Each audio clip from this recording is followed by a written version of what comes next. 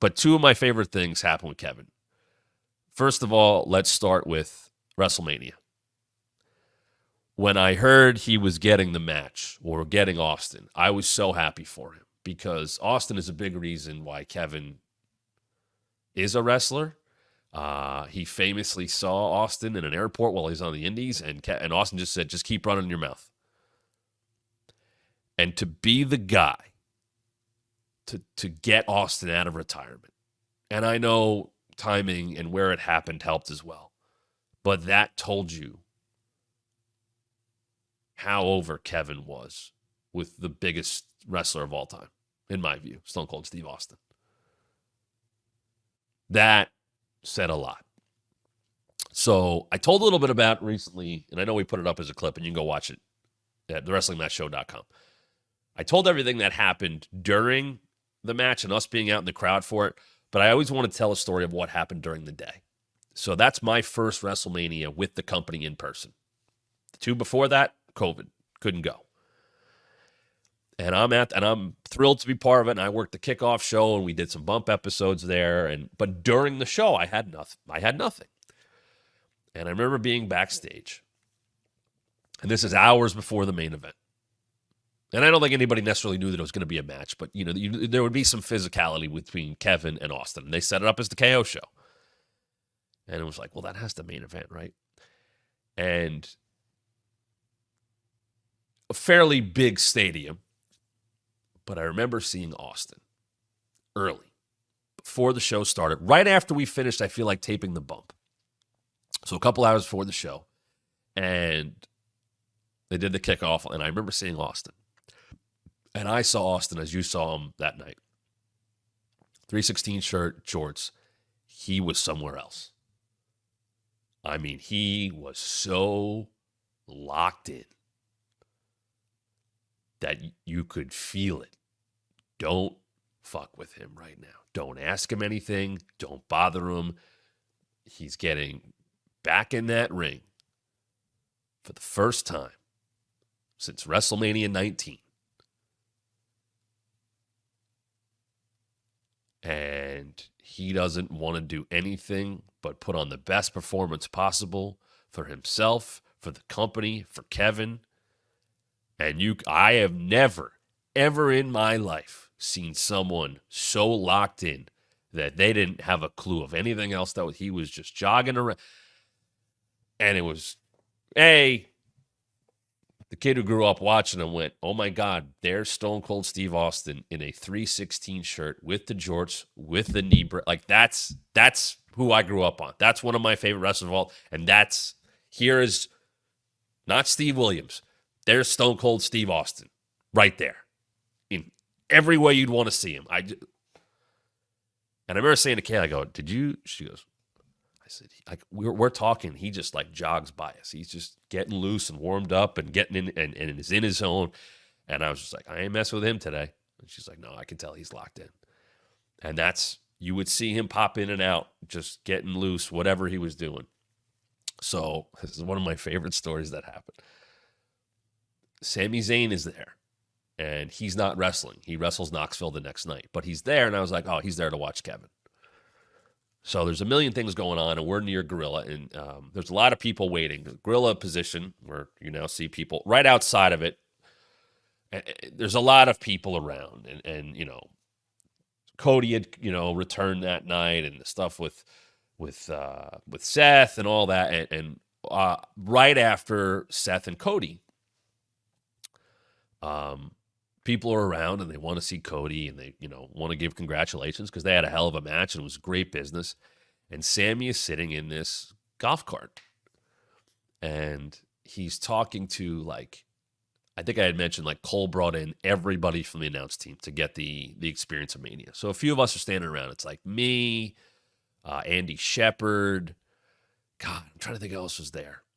But 5 or 6 of us. And we're just talking to Sammy. And Sammy, who people may or may not know, he can just go on and on and on. He has a lot of opinions about things. And I know it would be yeah, he's annoying about that if you know, but very lovely, very nice.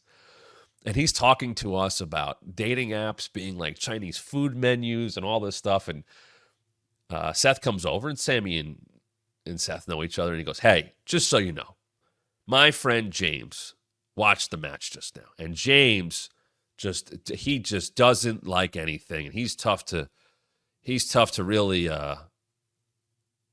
to impress. And you impressed James." And Seth's like, "Well, if I got James, then okay. I mean, if I got that, then I did my job tonight."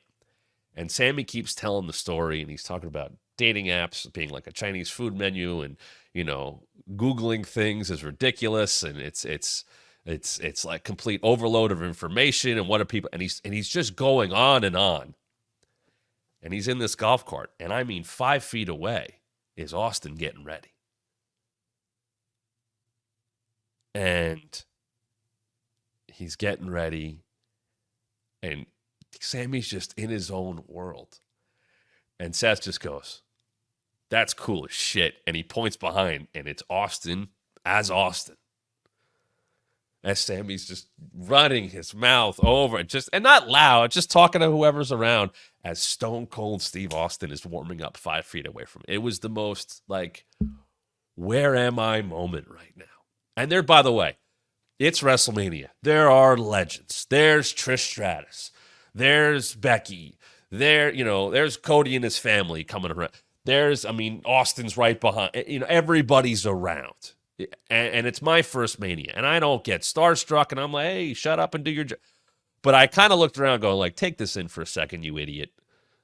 Because holy shit, like there's Sami Zayn being Sammy. Seth's just coming off of a match for the tournament with Cody, and Stone Cold Steve Austin is right behind us. In full, like in the way you'd want to see him. And then him and Kevin go out, and they have that segment. I've told the story before. Else, everybody, it's the end of the night. You set up. You knew it was going. You knew it was going to be big. You knew the music was going to hit. And it did. And I have a very unintentional 3-minute, 16-second video of Austin's entrance at WrestleMania. And I'm keeping that forever from the crowd. Anybody who could be out in the crowd that worked in the company was there. We were all on the hard cam side. Because you knew it was, and when it hit and all that, and he sits down for the interview. And I remember when like the challenge came out, and I've told the story before, I'm telling it again. And it was the question of should he wrestle. And he didn't talk, and he just turned his head 45 degrees. Everybody up. They're going nuts. And I went, that is how you handle a crowd. That is how you don't give them too much. That is how you build to more. He literally, and they got the tight camera shots. You could see it on the giant Jerry World Trons above the stadium. He just,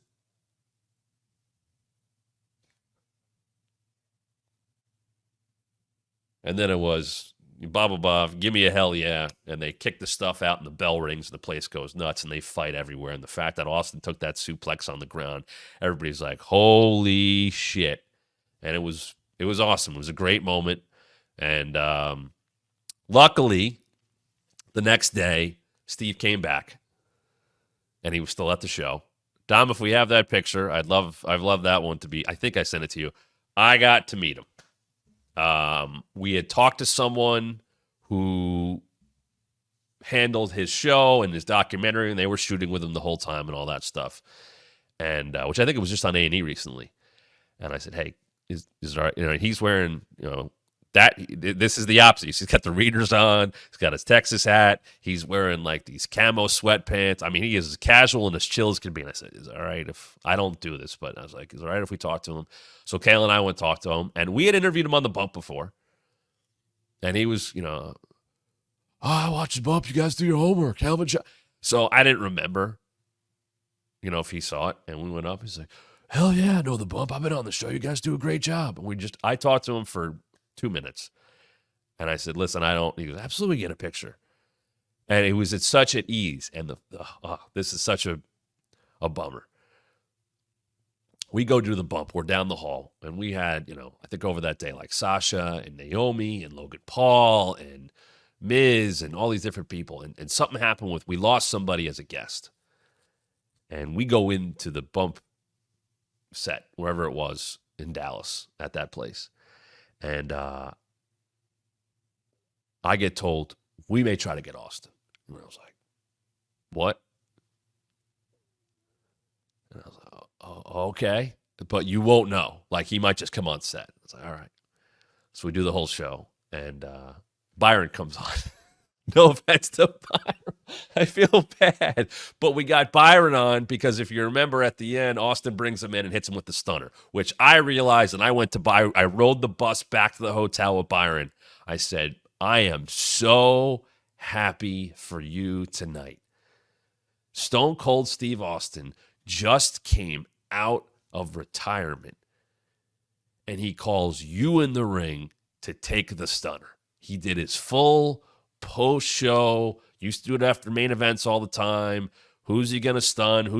And he brought Byron in off a commentary to hit with the stunner, and he kicked Byron in the nuts, just like he did on 316 Day when they did that weird segment at the PC during the pandemic. And I was so happy for Byron that he got to be part of that.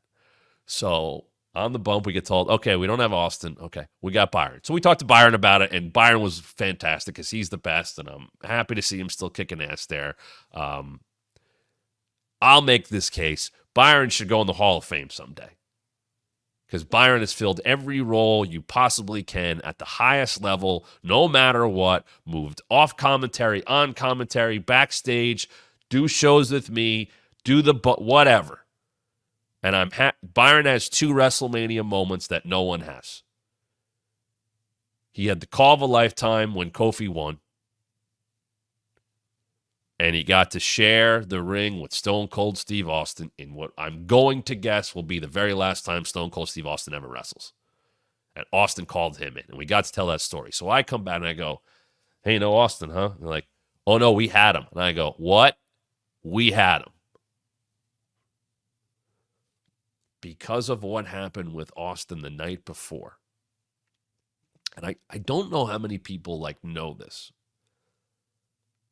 Vince totally changed the match order for night 2 because they were doing Theory and Pat McAfee. And Vince saw that opportunity as a way to involve himself and then have Austin make another appearance, which, as everybody knows, he did. And they changed the whole match order, and Austin was going to be a surprise guest on the bump after that match with KO and got called into Vince's office. And we didn't get him. And everybody got that moment instead with Vince and Pat and Theory. And Theory takes that stunner and hits the fucking moon, hits the ceiling when he jumps up. And Pat with the spitting of the beer. Vince wanted to get another moment out of Steve. Steve was good with it. They did it. But I was so happy for KO that he got that match because I knew what it meant to him.